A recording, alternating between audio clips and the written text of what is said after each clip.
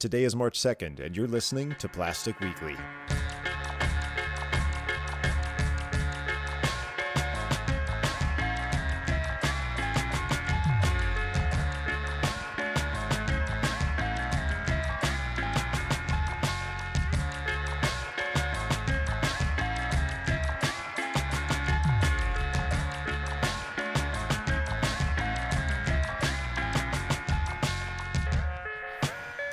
Hey everybody, welcome to the very first episode of Plastic Weekly.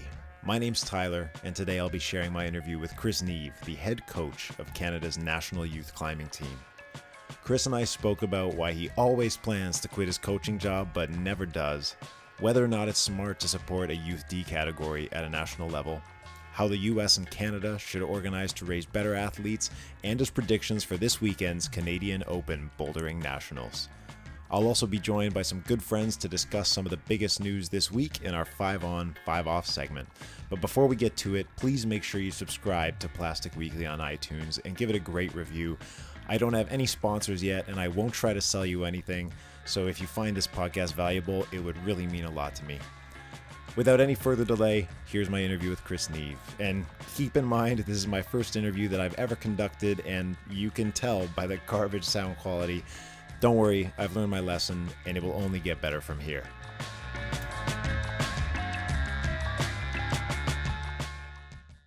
While Canada's top climbers get older, the average age of World Cup competitors is dropping. With less than 3.5 years left before climbing debuts on the Olympic stage, it's entirely likely that our best Olympic hopefuls are currently making their rounds in the Canadian youth competition circuit.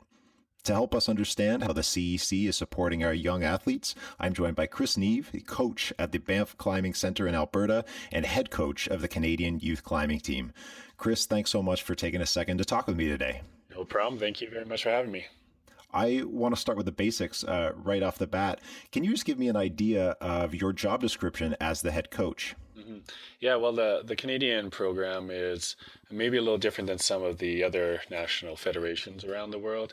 We're not quite as established as perhaps France or Austria are. So it's pretty bare bones right at the moment. Right now, we have a Canadian circuit that provides us with results for the youth national competitor or potential national team competitors. And from there, the team is selected, and our job with the national team is to get them prepared for international events. So we're not working with them day to day. They're actually selected through the national championships, and then we will have a training camp in the summer leading up to the World Championships. Usually they're at the end of August or start of September, and then if we have a Pan American Championships as well, we'll get them ready for that as well. So not a full-time program. It's more of as the kids get selected and make it onto the team, we'll provide a training camp for them, and then the work after that is the kids and their club coaches from there. Okay, you are the head coach, so that kind of implies there's some other staff that help you out. What kind of team do you work with? Yeah, so right now, I've been working with the national team since 2010 and head coach since 2013. I have 3 assistant coaches historically that have worked with me. So we tend to have upwards of 30 to 45 kids going to these competitions. So we do need the manpower to help them out at the event. I also have a team manager who's responsible for all the logistics. So at the event, accommodations, food, travel, also does all the licensing for the athletes to make sure that they're registered at the event. And we also have a athletic therapist or team therapist that works with us as well too, just kind of working on those injuries and nagging stuff that these kids always come to these competitions with after a whole season of training. Yeah. Is this a paid position? I know it's a lot of work to do. It's not a paid position. It's a volunteer position at this point. There is a lot of work. I think it's just like any other kind of sports organization. There's so much that goes into it that not very many people get to see right up front. I mean, they see the training camp and they see us at the World Championships, but it is a lot of work getting things organized. The team that I've been working with the last little while has been amazing, and it's because of them that we're able to do this. But no, not paid. Who knows? In Canada now that we've been recognized by the Canadian Olympic Committee and Sport Canada is getting involved, and the Olympics are obviously something that are going to just raise the profile of climbing in Canada. I would suspect in the future that'll probably change. If you're not paid, and I already know that members of the provincial sports organizations and of the national sports organizations, or I shouldn't say the members of those, but the organizers and the people behind them, I know that they're volunteers as well. So the entire Canadian climbing scene is really built off of volunteer hours. And like you said, we're a few years away from the Olympics. Is that going to be a big problem for us going into 2020 when all of the manpower behind our organization is completely volunteer based? Yeah, I don't think it's sustainable for sure. I mean, if it kind of depends on what I believe it depends on the focus that the CEC wants to put into the Olympics and where they want the direction of climbing to go.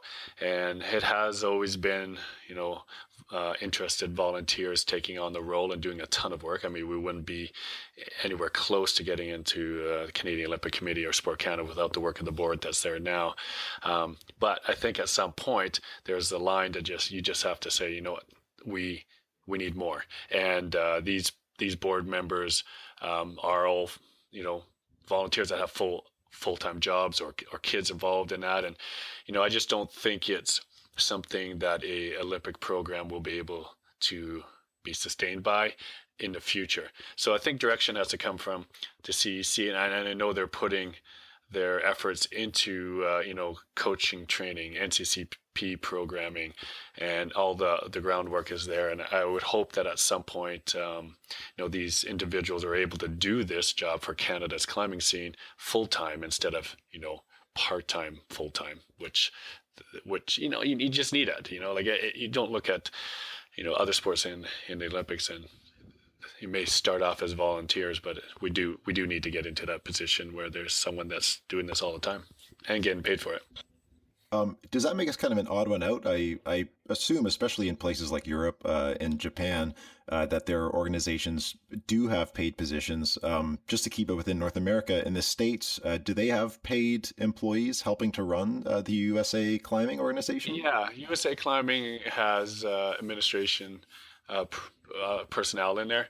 I think they moved to that quite a few years back, where I think for them, they needed to grow their base like we do in Canada. They need to grow their base of climbers. When you get lots of climbers, there's more funding. There's lots of things that happen with that. And I don't know the story completely, but I believe they took a kind of a leap of faith and said, listen, we just need one guy or girl to be here for 40 hours a week working just on this and putting all their efforts in. And they hired someone actually was part of the Pro Rodeo Association, I think, at the time. And, it's just that individual to put in processes of any other business that would be in there. And make no doubt about it, climbing needs to be run as a business if we're going to be getting where we want to go in a lot of respects. So I think this individual got a lot of fundraising in there, got some money going. Once he gets a little bit of money, he gets some more help, and then it kind of grows from there. And I'm hoping Canada will be able to do that at some point too. Okay, I'll leave the money stuff behind for a little bit. Yeah. You've been doing this for a while, and you haven't quit yet. So presumably you're finding some motivation in it, and you're seeing some good things come out of Canadian climbing. Can you tell me some of the bright spots in the scene that keep you excited? Well, I think, I think every World Championships, all the coaches come out and say, okay, that's it. I just can't do it anymore. It's a lot of work. It's a lot of time. It's full on at the Worlds. You got kids that are, spending a lot of money and a lot of time to go to these events, and, they get the results. Sometimes they're looking for, and sometimes they don't, and a lot of emotion, and, you're just kind of riding it with the kids, and it's exhausting, and so I usually get to the end and say, okay, I need a break from this and that. But it doesn't usually take too long to go, okay, what's around the corner? Let's get to this next one. Let's start learning from what we just did and make the program better. So for me, I mean, obviously the athletes are are the high point. You want to work with them to see some of these kids that have been involved in the program as long as I have. Now they're aging out. Someone like Lucas Utita from Ontario there, who has been in the program since he's been eligible to be in there. Just to see his growth and development and see where his performances are now that compared to back then. That's kind of my motivation. To just like to see that happen so much. But it's fun. Like working with the national team athletes are fun. They're motivated. They're driven. They push us. Where our programming has to change to match the thirst that these athletes have now when they get up there. I mean, they're looking at it to us as, you've been there. Tell us what we need to do. What's this going to be like? How do I get ready to do this? So there's a lot of pressure to be able to provide that for them. And it's not pressure as in, like they're beating on your door, but you just, you want them to reach their goals. And so it's exciting. And, I think if it wasn't exciting, none of us coaches would do any of it, whether it's a national team or club coaches, because there's not very many of us that make it full-time coaching in Canada right now. And there's got to be other reasons for doing it. And I think I'm no different than any of the other coaches in there. It's just like being with the athletes and just seeing where they go. Okay. On the flip side of that, you've also probably seen some of the downsides of the Canadian scene, or some areas that need a lot of improvement. So if you could narrow it down to one thing, and I guess through the lens of Olympics being 3.5 years away, likely in a format that requires climbers to be fairly well-rounded, what would you consider the number one priority for improving the Canadian youth climbing scene right now? I think it's, I've talked a lot about this with the other coaches. We're always trying to figure out, how do we get our kids to that next level? I think the big thing right now is that the World Championships or World Cup level is so far ahead of where Canada is right now. So our bouldering national championships just happened recently. And that event, I think, raised the level of expectation on the athletes of, if you want to be successful, you have to be able to climb at a higher level than you have in the past. And so for us to narrow that difference between where Canadian national championships are and where the world championships are, I think that's going to help out a lot. And we need to gradually do that and start forcing these athletes to get stronger and better, but also they just need to know, because I think too many of them go to Canadians national championships and say, okay, I'm Canadian champion, I'm ready for the world level. And they're not really quite there. There's not very few of them are, because our ability level is lower on the scene. So I think we need to just raise it across the country. Every club training has to go up a little higher. All of our local and provincial competitions, I need to start raising the difficulty level up gradually. So as we get closer to those Olympics, we're a little bit more on par with what the world scene is. Are you kind of talking more about, there's a lot of gratification when you come first place in a comp, whether it's like provincials or nationals. Are you talking about, even though those routes and those boulder problems that are set at these championships are hard enough for Canada, are you saying we need to make stuff harder so that kids really have to work harder to get any kind of positive reinforcement here? Yeah, I think so. I mean, like any kid that comes in here, if you're going to be, considered a national champion, we want that to mean you're close to being at the world championship level. And in the past, that hasn't always been the case. So when these kids, and especially in Youth B and 14, 15-year-olds, their first year they become national champions, the first year they can qualify for the World Championships. A lot of them are pretty stunned when they get over to the World Championships, although we tell them, this is another level, over this time that you have to train since you've been selected to the team to when the competition is, you're going to have to bump it up a lot higher than where you are, because the difficulty is a lot greater. And that's just because there's, obviously a smaller pool of elite athletes right there. Sometimes the kids take it to heart, and sometimes they got to be there that first year and go, okay, this is it. I got to do this now. And so when they go back, they know what's expected of them if they want to not only succeed at the Canadian level, but be successful at the world's level. And it's a different attitude. It is quite an achievement to be a Canadian champion. I mean, this bouldering national championships was super competitive this year. I think it was one of the best ones I've seen, and we haven't had very many youth boulder nationals, but it's really evolved and it's got a lot harder, and the kids are embracing that. So once they know what it is that they need to do, it's so much easier for them to be able to do it. Instead of saying, "Hey, I'm Canadian champion, so I should be probably good at the Worlds.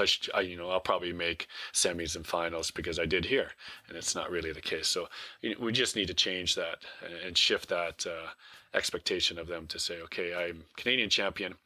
I need to do a lot more to get up to the next level." And what does that take? The idea of needing to experience a level of competition before you can really understand it definitely resonates with me. I've done a little bit of coaching, and so I know you're talking about you don't really know what nationals is like until you've been there. So it's very difficult to be successful at a nationals until you've competed at one. Kind of going into the past a little bit, a few years ago, the decision was made to stop including the D category, which is the age 11 and under. We decided to stop including them at national youth competitions, meaning that our Canadian kids could only start competing against other top climbers in Canada once they're 12. And Canada's a bit of an outlier in that sense, since a lot of top countries, including the United States, support the D category, or in some cases, even younger. Do you know what the reasoning behind that was? And is that something we should be looking to change sometime soon? Yeah, the reason about that comes from the long-term athletic development plans that are been developed in Canada for lots of other sports, and it's starting with Canada as well too in climbing. There's a lot of discussion on what is right for young developing athletes. How much should they travel? How much should they train? What kind of competitions should they be at a certain age? How serious do we get them? And how fast does that seriousness come? I think the decision was made in Canada that the 11 and unders don't need to be at this level so soon, and we don't have enough years to really look at it from a history perspective. But looking at other sports, there's a lot of sports that have, under 11 traveling select teams or national championships or, international events that they go to.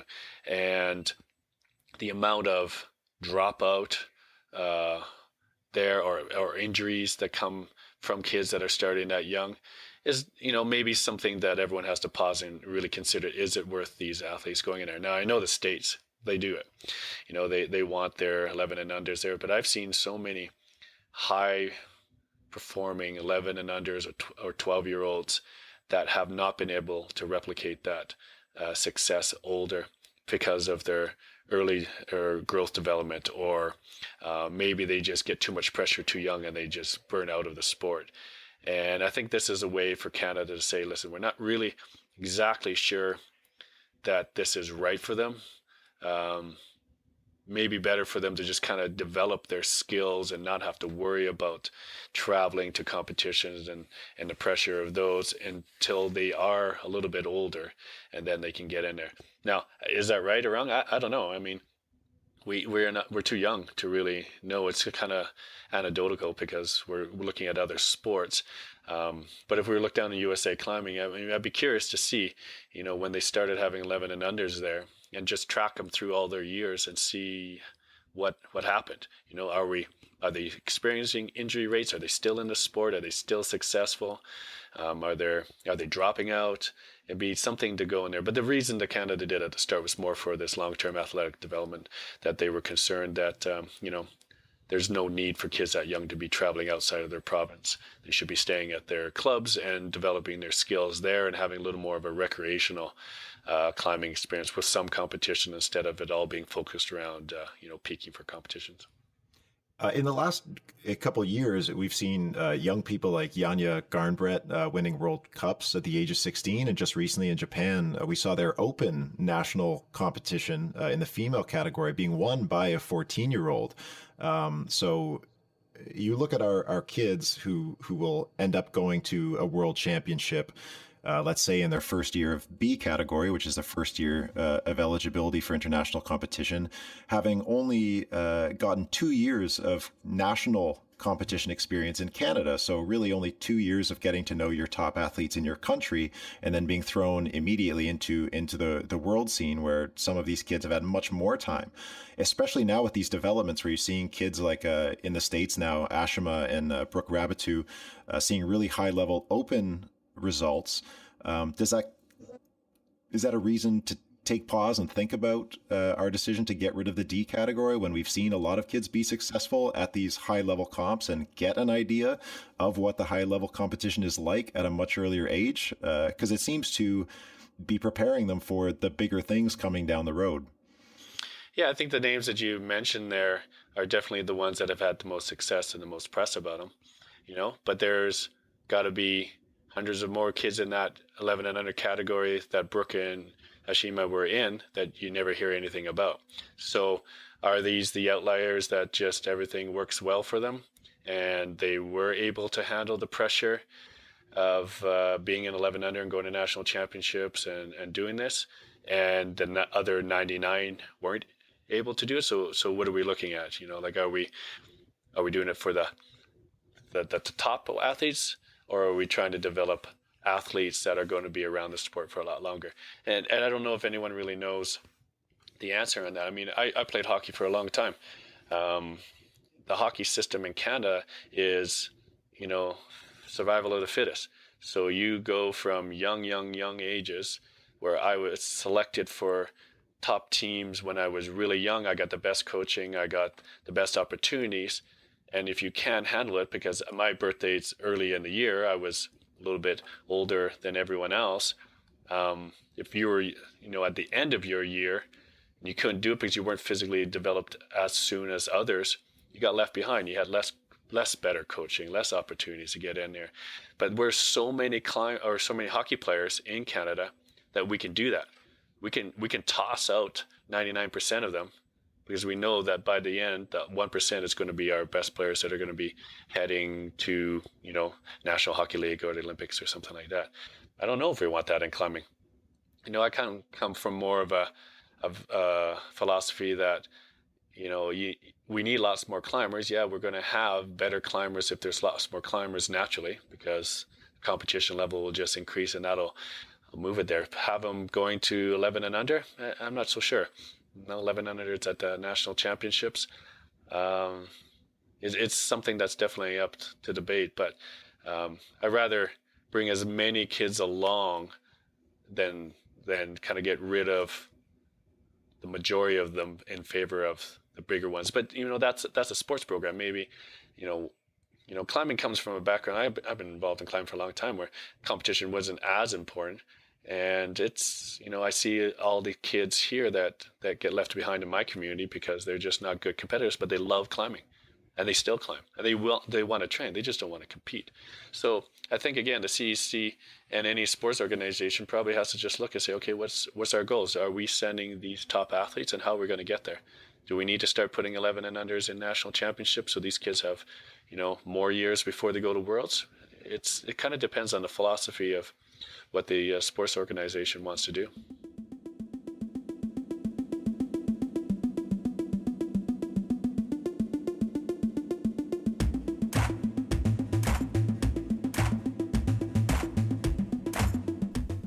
We'll get back to our interview with Chris Neve in a little bit, but first I wanted to have a chat with some local climbing professionals about some other things. So let me introduce to you first Liz Maffett, setter and coach at Climbers Rock. Hey, Liz. Hey, Tyler.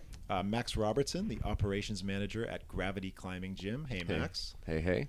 And Nathan Lewis, rope access technician at AMS Rope Access and part-time setter and coach. Hey, Nathan. How's it going? Not too bad. Thanks for coming in, guys. This is the first time doing it. We're going to make a ton of mistakes, I'm guessing, but we'll see how it goes.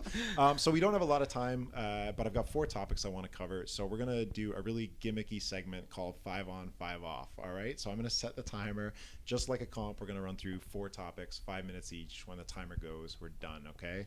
Does everybody get the rules?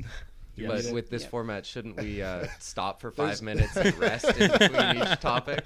You can put down the microphone and take a glass of take some water if you need it. But fortunately, there's no preview in this, so you guys don't know what we're about to talk about. But anyway, I'm going to start the timer, and then we're going to get going. Are you guys ready for this? Oh, Yes. All right, let's see what happens. Okay. First off, the permanent project at Kladdercentret Telephone Plan in Stockholm. So the idea of putting a permanent project in a gym. What do you guys think? I love it. What about it? It's well, I mean, on the scale that they've got going on, they're getting world-class people, right? It's this perma-proj, but if you scale it down to your area, invite all the best climbers from your area, get a little community thing going. I don't know. I think it's good for the gym. Yeah. I think the idea, as Nathan said, in a smaller scale, has a lot of promise. What do you mean by a smaller scale? Like just not a big promoted event? Yeah, something that's going to be achievable by people in your area. I think the idea of the like 515 in a climbing gym is maybe a little crazy. I think the people that climb 515 are probably more focused and probably would make more money out of sending 515 outside than the $5,000 bounty on the gym room. That might be true. But as a way to promote your gym and get strong people in from the area, I think the idea has a lot of promise. Yeah, Liz. Yeah, I think it's pretty cool. Like I enjoyed their little videos and watching the people try it live. I definitely think that it could be applied in the same way that these guys were saying, like at maybe a little bit of a lesser grade at a more local level. But I also feel like, I mean, I'm not a huge fan of having a route up in a gym for more than, like a reasonable amount of time, which I think is like a couple months maybe. I think it might get old for some people. Yeah, well, I mean, like a lot of gyms, especially newer ones, there's so much space on the walls that usually you can fit in one thing. And I think like Max and I were talking earlier that there is something cool about it. It does take up space, and that's kind of brutal. I thought the event was kind of weird because it was like it's kind of cool. It's kind of anticlimactic. Like you're not going to get any tops like it's a comp or anything. So I think you're right. Like the event, maybe not such a cool thing, but if I think about, our area, this kind of Toronto area, I think it'd be really cool if every gym had like a signature well set test piece. Yeah. That could be cool. Yeah, I think to make it appealing, you need that progressive difficulty though, and that just requires a lot of vertical space. So I feel like it's not necessarily something that could be well done in every gym space. You should do it in your gym. Yeah. I would love to do that because I think it is that long sustained overhang is the place where you could make something like that kind of work. It'll fit in well with your route turnover as well, Max. Oh. We're getting into the local jokes. Anybody outside of Toronto is like, not going to know what's up. That's not necessarily a bad thing, though, because I remember at the beginning of the fall, you set this, like, disgusting 13 plus. Yeah. And you were... Tyler and I were talking about that. It was cool, though, because you were, like, to all of the strong climbers, like, here's your winter proj, because, I mean, you guys have routes up for a few months, usually. Yeah. And it does give you... That was very delicately put to... I appreciate that. Yeah, you're welcome. But it's cool because... Brendan and I specifically, like when we go, we use your gym as like a crag simulation, something that's hard and it's going to be up for a while, and you can actually put work into projecting that you're not going to necessarily spend 3 or 4 weeks on, then be like, wow, it's done. Or there's this new sick one. It's like, yeah, this is the crag. This is what we're working on. Yeah, I thought that line was awesome in some ways. I just wish it had been a little easier from the start, more this progressive difficulty idea. Because the hardest part about this, I feel, is the, if you're going to put it up for that long, it better be a damn good route, right? With great holds. Yeah, so, and they did a great job of that. I mean, personally, when I think of what I want to project, I don't think of completely smooth kilter holds that are all jugs, slopers, or pinches. Like, I wish they had used like the sandstone line or the granite that kilter makes, because to me, when I think of a project, I want to think about the fingery stuff and like be surprised by things and have a bit more of the outdoor feel. I thought it was like the world's longest like legends only boulder problem. Yeah. So Yeah, style wise, I don't know. I wouldn't be that psyched about that particular climb like I would for a little bit, but after that, like the nuance just isn't there. It's like big moves, big holds. Should have been a new line from their hold collection for every grade, Yeah, like because I did boulder totally. problem like grade by grade Yeah, by that's grade, right? true. In ascending, that would have been cool. It's like sandstone, whatever, and Yeah. then la la la and la la la. You get like the geology of the different strata. Yeah, exactly. Oh, we're getting deep here. Limestone up to sandstone up to Yeah, whatever. order some custom colors, and the color actually fits with the Like whole type. a natural cool. gradient or something. Yeah. Yeah. Anyway, I thought it was cool, and we're running out of time, so we're going to the next topic. So second is Climbing Business Journal reported on Monday a serious backlash in Singapore after the only 3 rope gyms in that tiny little country full of people banned any belay devices that didn't have a mechanical assist function. So basically, you're going to be ditching your ATCs and switching to Grigris. Let's be honest, aren't these devices the way of the future anyways, Max? Yeah, I think.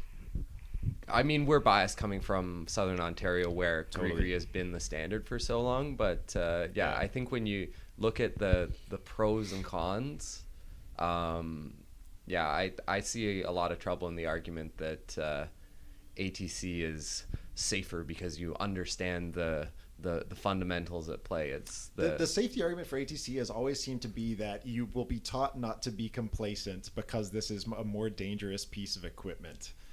Wouldn't- That seems to, Yeah. that's Pretty scary. Wouldn't that theoretically make you more complacent if you went to an assisted braking device? Because then you'd be like, it's assisted braking. You know what I mean? Yeah, I think I see more people hands off on Grigris who normally belay with ATCs because they go, oh, well, it's going to lock. Yeah, exactly. Like I still think the standard should be basically teach people on a Greek or an assisted device, but teach them in the same way you'd use a tube. Like they're not incompatible at all. I think Yeah. that's the way we teach. I think that's what most people are going to. Liz? No, I think I totally agree. Yeah. Um, Well, what if, let's say, at like a local crag, because a big issue with what happened here is that apparently their rollout wasn't that good. They didn't give a lot of notice, or maybe not Yeah. enough reason as to why it was happening. And as always, anybody that's used to those devices, now you have to spend like $100 and switch styles, which isn't a big deal, but people find it annoying. So let's say around here, local crags, we suddenly had a rule where you had to use an assisted belay device. Like, how would you see the process to start selling, around here, like a 50, 60-year tradition of climbing, and convince all those people, hey, you have to use a Grigri now? I mean, I don't think that's in Ontario that would be too much of a project. I think that if you tried to do it out west, I noticed that most of the people that try and fight back on this thing are from Western Canada, and I don't know whether that has to do with their roots in the mountains and like using an ATC up there. Because I mean, I totally think that if you're in the mountains, an ATC is the way to go. Like, I mean, sorry, But Grigri, yeah. but I mean, Why, just 'cause of but the for weight? sport climbing, because you can use it you can rappel with it. Yeah. Like it's just just more more versatile. versatile than the Grigri is. But I mean, if you're at a sport crag, there's no reason why. I mean, the Grigri is the way to go, in my opinion. Yeah. Everything's culture, though. It's people do what they do because everyone else is doing it, and Yeah. it is hard to break that. Yeah, we see that in our gyms where you're just trying to teach people how to belay differently, and that's like a pretty, like, the issue I run into. And again, for anybody that doesn't know this, most of the gyms in Southern Ontario use Grigris, and the Grigris are usually provided. There's a lot of people that were taught the old Grigri method, where your hand never really comes into a typical brake position, which is a habit that in that German safety study was considered an issue, and is an issue for sure. And that by itself is like a huge contentious thing. Anytime you walk up to somebody and be like, "Hey man, let's put it in brake position," and you get like hate for that. Yeah. Like, it's still pretty brutal. I don't know what to do with those people. Like, I know, Max, you've been dealing with something like that right now. What are your thoughts on that? I think going back to the idea of just it being poorly rolled out, I think if you come to people and say, look, change is coming, let's help you make this change, versus saying change has happened, deal with it. It's get out ahead of it, talk with your members, help them see where you're coming from, and give them time to adjust. If you spring something on people and say, no, what you're doing is wrong, they're going to say, but I've been doing this forever. But if you say to them, look, we know this is okay, but we think that this other way is better. Yeah. And we're going to move in that direction. We're going to help you move with us. Yeah. Then you get people willing to go, oh, okay, maybe, yeah, just like cars got safer Yeah. over the years, maybe belaying can Yeah. get safer over the years. So if belaying gets safer and assisted devices are kind of the way forward, is it like, I know for us it's a lot of money, but should we be thinking about upgrading our Grigris to the new Grigri Plus or something like that, where there's more functionality and more fine control in the anti-panic device? Like, as much as we're saying, hey, this new thing is cool, we then look at the next new thing and we're like, oh god, that's a little bit of overkill. Yeah. I don't know. From being like working as a rope tech, we've got anti-panic on all of our. Yeah. I think it's a good intro feature to have for somebody who's learning, and even kids, to not freak out. But I gotta cut you there. Sorry, your attempt is over, but you brought up a good point, and we'll just have to forget about it. It gets annoying. Anti-panic gets annoying. Panic gets annoying. All right, so I like panicking. I'm gonna float a super unverified conspiracy theory that I thought up by myself, and I want to hear what you guys think. So a big thing is moon boards are suddenly showing up more on Instagram, social media. A lot of like big name climbers bringing it up, and I've got this stupid hypothesis that they're getting popular because in a lot of gyms, moon boards are the only area to climb on small holds. And so I'm saying that everybody just seems to be setting with huge, big pinches, slopers, and jugs lately. That's what's popular. It looks sick on the walls. Crimps? So if you want to crimp, the moon board is the only place for you. So basically, I want to know if moon board should be paying like a royalty to Kilter and Kingdom right now. Do you think that's a reasonable correlation, or are moon boards just really that cool? No, I just think I think the moon board as a concept is the best grip, strength, and pure power climbing specific training tool in terms of like movement specific. Obviously there's campus board and other stuff that you can do, but in terms of just the style of the movement on that thing, the off balance, jumpy, like flashy type looking, but dang, those things are hard to hold on to. Yeah, man. I just think it's a killer training tool. Yeah, I think it's like the way to go if you want to be climbing outside, to be honest. What about it makes it? Like the holds are not perfect. You know, I think everything in the gym now is kind of like the holds that we like are ergonomic, and we try and make the moves feel good and that kind of stuff. Nobody wants to hold on to a tweaky hold inside. No, but that's how it is outside sometimes, you know. Sometimes you have to mono. Sometimes the like crimp does not feel good on your fingers, and like you can't really train that in the gym right now, or in any gym I've been to. Yeah, I think as gyms get more, the idea being less about training for the outdoors and more about it being its own thing and it being fun and accessible, and visually appealing. Totally. It goes back to the first thing we talked about, that indoor project. Like that's a perfect example of that. Yeah. The big Kilter holds look gorgeous, and they're amazing and fun to climb on. But and they get people. I mean, comp problems nowadays too are different than what we might call like a commercial problem too. Like they're dynamic and they have some like cool features to them where you're like running and jumping and that kind of stuff. And that's like, you do not see that outside at all. Max, you guys just put up a system wall at your place, and it was built mostly out of tension holds. So I'm curious, like moon boards aren't cheap. They are expensive, even if you build them on your own. Like you're looking at anywhere between $1,000 to $3,000 US to build it your own. Or if you want to buy the one from the site, you're looking at like 13 grand or something like that. If you have to choose like a few training systems, is the moon board one you should have in your gym? For real? I think the density of being able to like all that kind of stuff, any system wall, anything like that, you can create without having to buy all these resources. So why But you have the moon board provides you with the resources around the world too. Like if that board comes to you with problems and an app that you can go and you can climb other people's problems. It's like a networking tool and a way for everybody to stay on the same page in terms of grades too. So and I think for any gym that's looking to build some sort of small training wall, it would be pretty hard to find a good excuse for not building it to moonboard specs. Okay. For us, our board is built to moonboard specs. We don't have moon holds on it right now, but that has always been something that we looked at down the road of cycling back and forth. Can you please do that? We got thumbs up. Can you please do that? I keep ending up buying holds for comps instead. Oops. So that's okay. Those are fun too. Do you want e-grips, bubble wraps, or do you want moon holds? No, don't make me choose.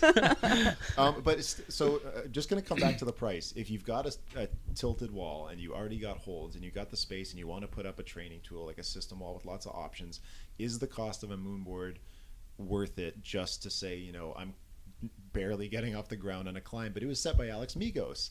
Like, is that worth the thousands of dollars? I think it depends. I think it depends on your resources at the facility. If it's like if you're the, say, like a V6 climber who kind of just did it on their own by doing the climbs that are already set in the gym, and you don't know how to make up your own stuff or how to train your own weaknesses and do that, all you got to do is go on the moon board and say, okay, I want something with shouldery moves, and look up those moves. If you have a system wall with tons of holds sitting in front of you, you're just like, I don't know. I find the accessibility to be a big pro. All right. Yeah, well, for sure. Cut it off right there. And the last final topic is that Canadian Open Bouldering Nationals are coming up this weekend. They're in Edmonton at Rock Jungle Fitness.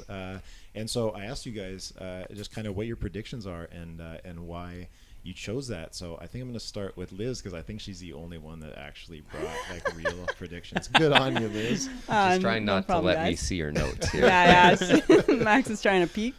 No, I think like looking back at last year's nationals and results throughout the year, I think like Sean McCall. Well, that was a little obvious on the men's side.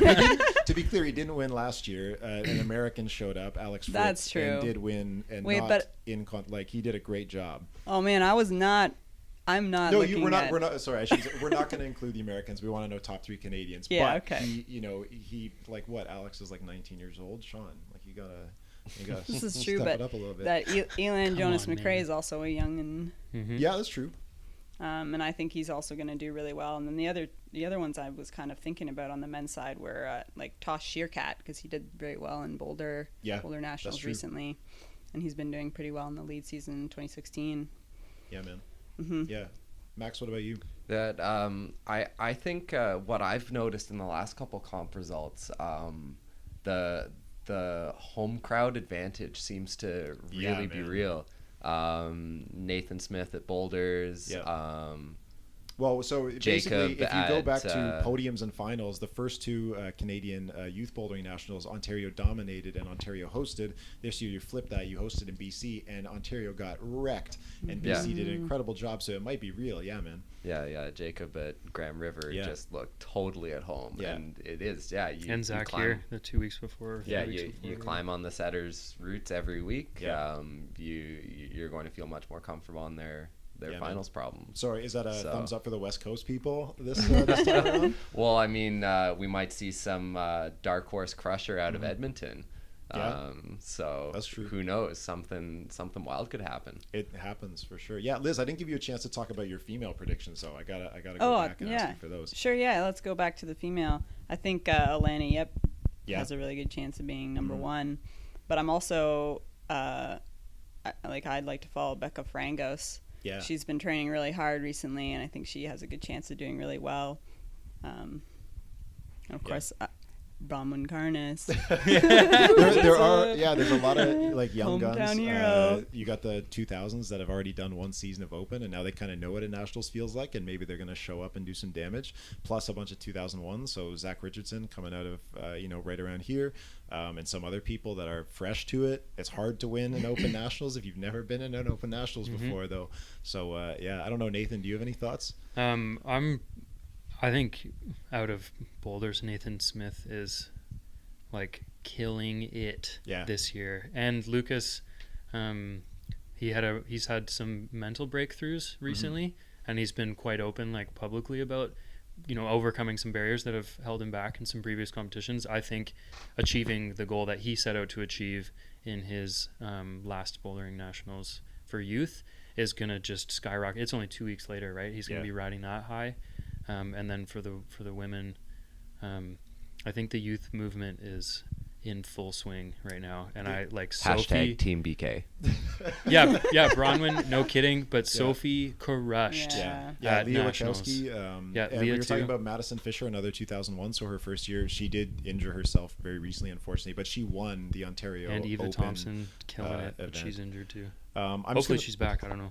we'll see. Yeah, I don't really know how these kids are doing. Hopefully they're recovered and ready to go, because I think the adults need like a kick in the pants. And like Jason Hollowatch. Yeah, okay, so he's my dude. little Jay. So mine, I'm on this kick of like adding up total tops over the entire comp, and I haven't been really like paying attention to much going on this year. But my top three: Sean first, and then like Elan and Jonas last year were basically neck and neck.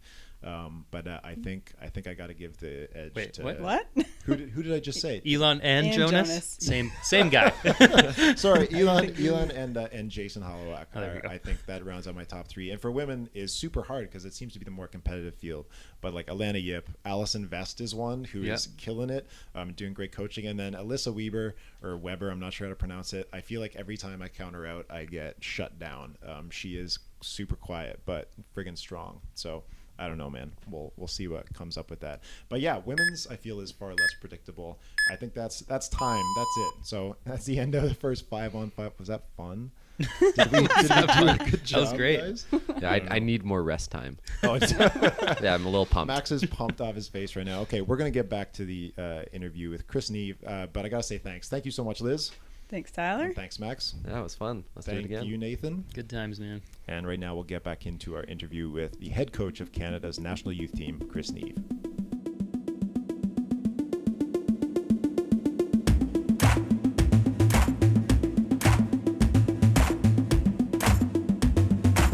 Okay, I'll leave the age 11 and under to the side for now. For our other climbers, especially the ones that are old enough to compete at Worlds, something that we don't have in North America that is far more common in Europe are other competitions outside of the national circuit. So in Canada, for instance, our kids compete locally and provincially, and then finally nationally. Europe has an incredible circuit of European Youth World Cups, where kids from all of those European countries, once they do well at their national championships, can then compete against the strongest kids in the European community. And that's something that North America is missing.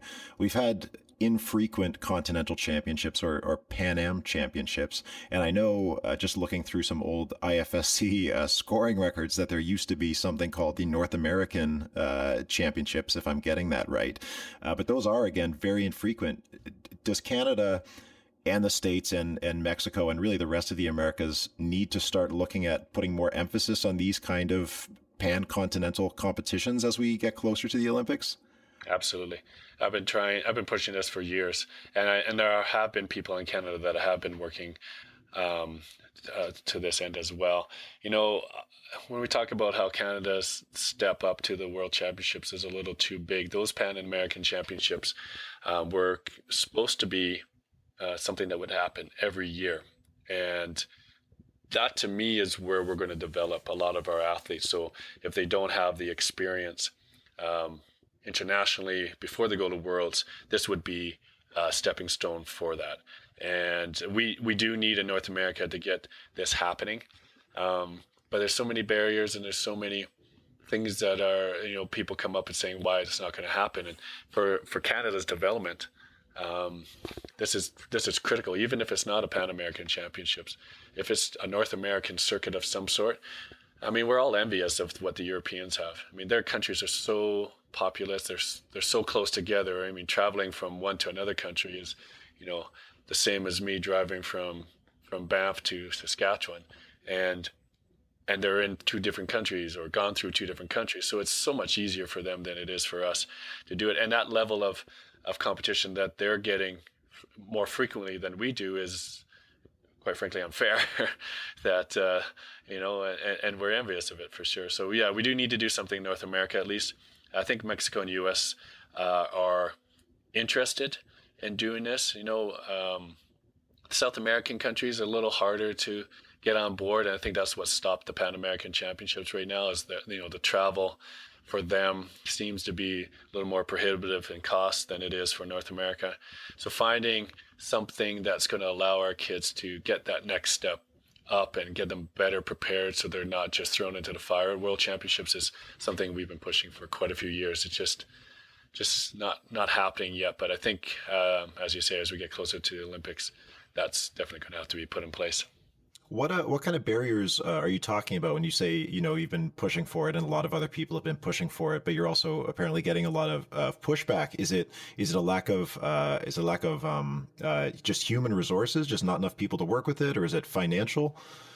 Yeah, I think it's, if we're talking about a Pan American Championship, so that's all the Americas, and there's just some countries that don't have the resources or ability to travel, to another continent like North American athletes seem to have more opportunities to do that. So there's some financial barriers.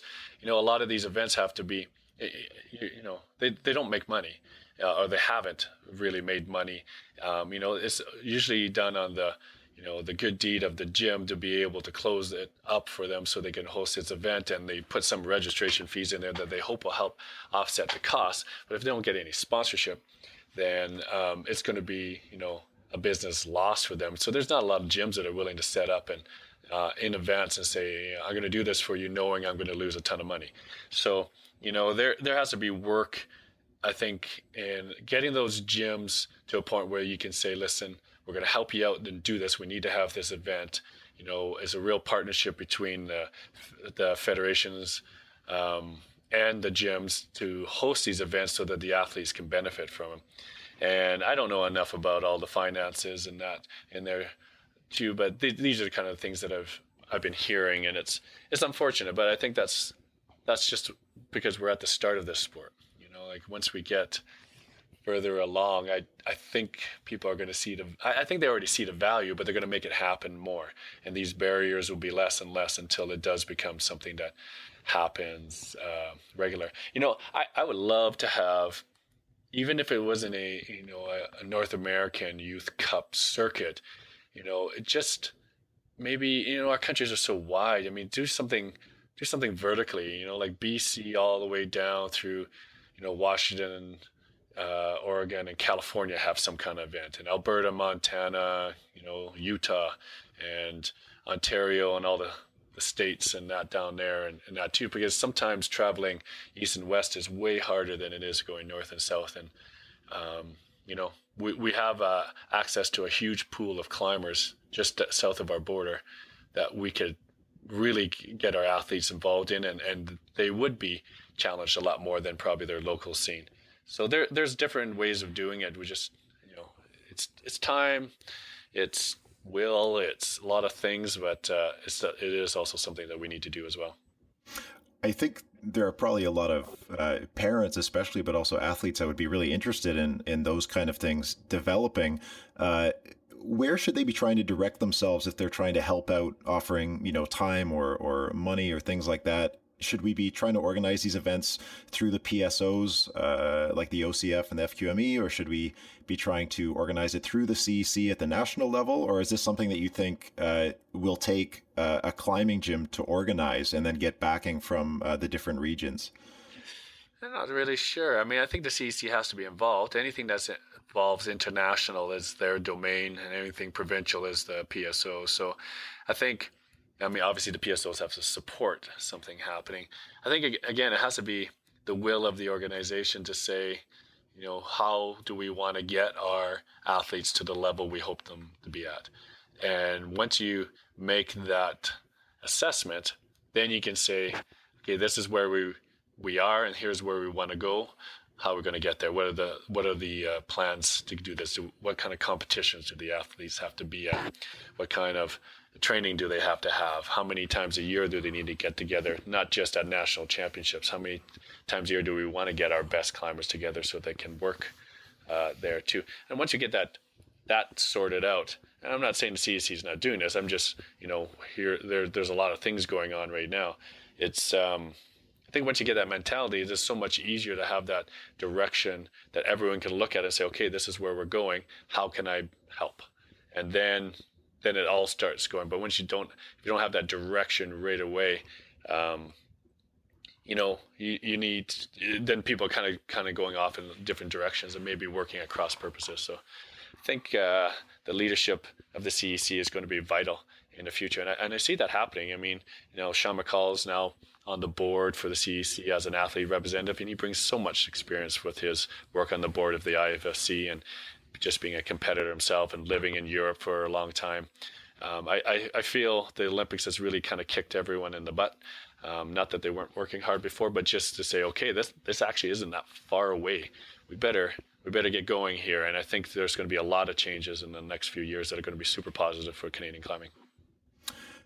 Bringing it back to where we started, and speaking of Sean McCall, he's already one of the oldest climbers on the World Cup circuit. I think he mentioned last season he was in a finals somewhere in Europe. I can't remember. And he made mention that he was the oldest climber for the first time in his memory in finals.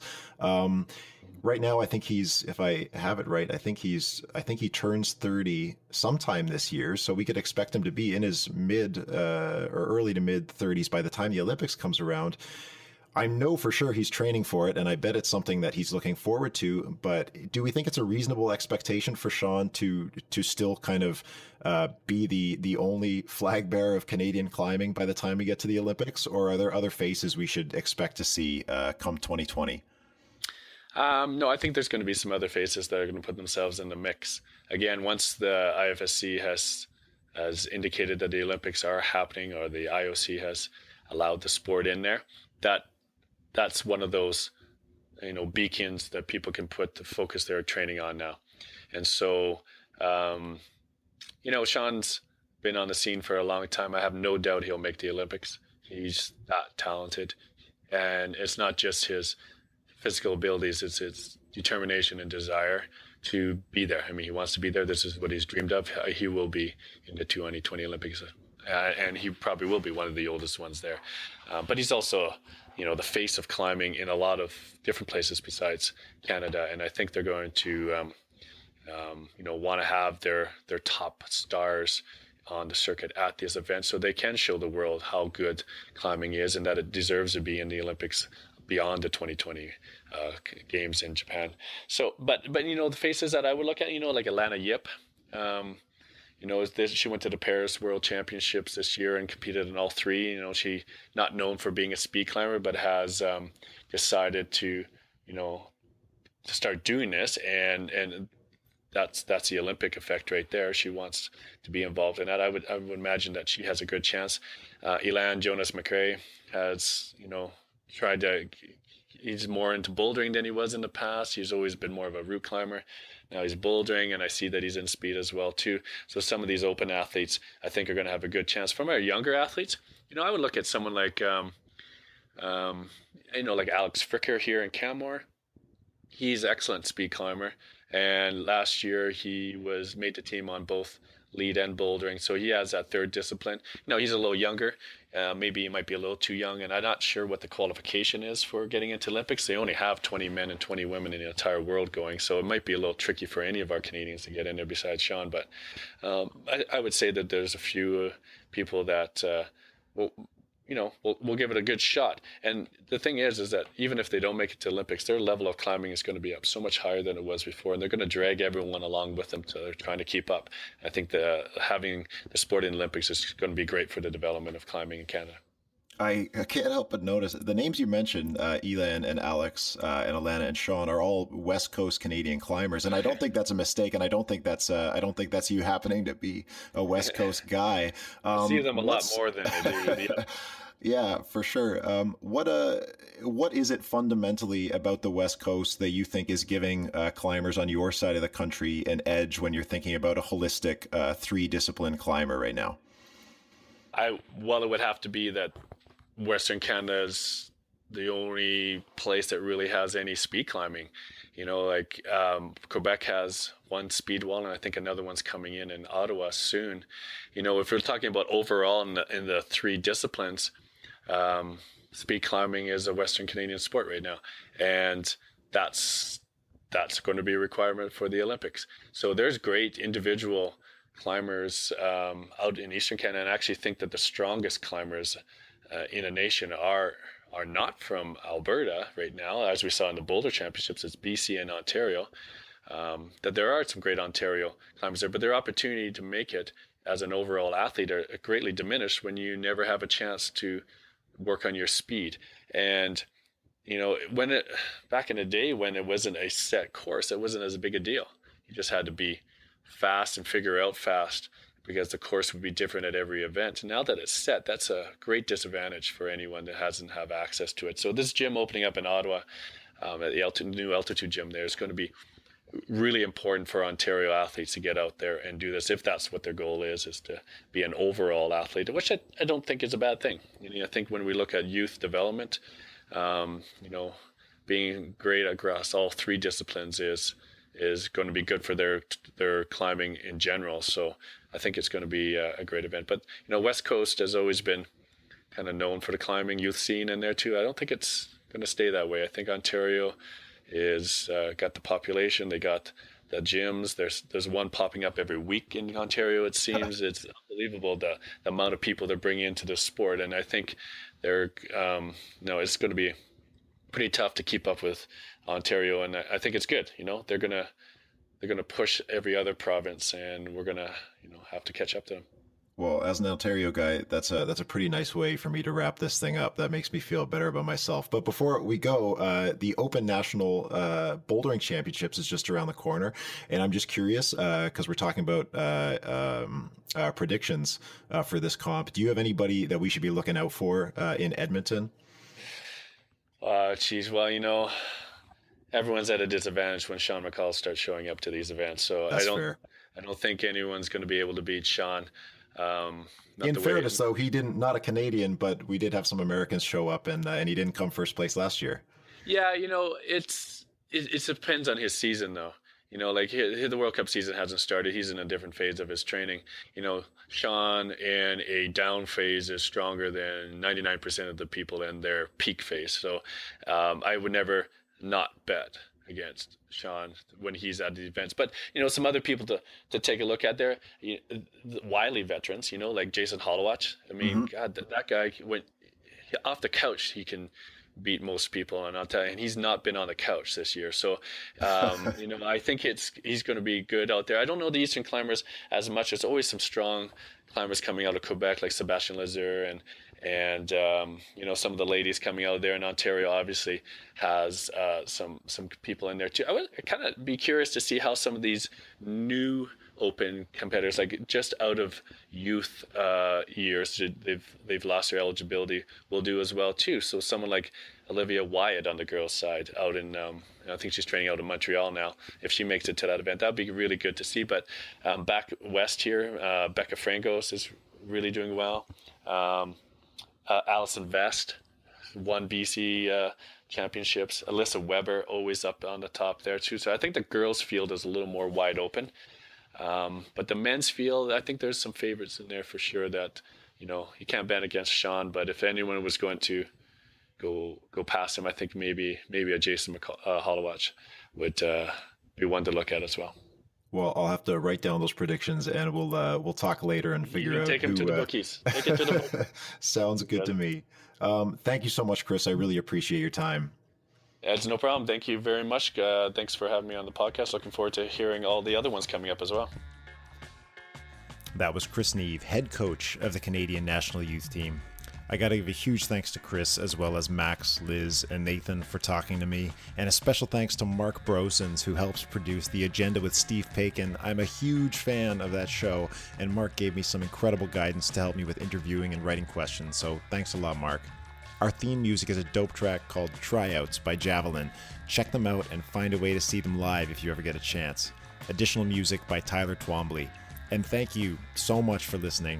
Please do me a solid and subscribe on iTunes. Follow us on Facebook, Twitter, Instagram. Send me emails to Tyler@Plastic Weekly. Just tell me you're out there somewhere. Good luck to everyone competing at Canadian and Mexican Bouldering Nationals this weekend. We'll be thinking about you. See you guys next week.